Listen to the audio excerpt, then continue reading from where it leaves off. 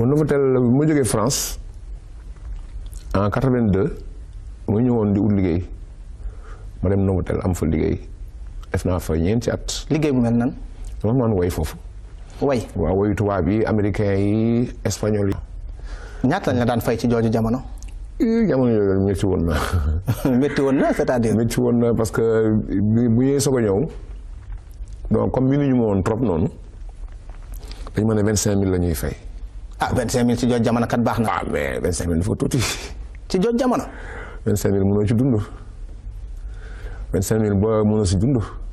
non yàggul ba ay année 82. waaw 25000 82 83. par soirée ak orchestre bi yëpp.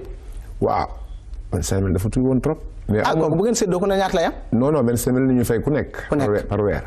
par weer. waaw mais dafa tuuti. ma yaakaar ne par bés la. non par weer. weer. dafa tuuti woon trop. mais bon booy wut taamoo dooy taamu quoi da ngay jël moo gën neen. mais xamoon naa ne du sotti quoi. nga muñ. xamoon naa ma muñ waaw ma muñ parce que moo gën neen yeewul yi am problème mu juróomi dërëm ak ñaar dërëm moom mën na ñàkk.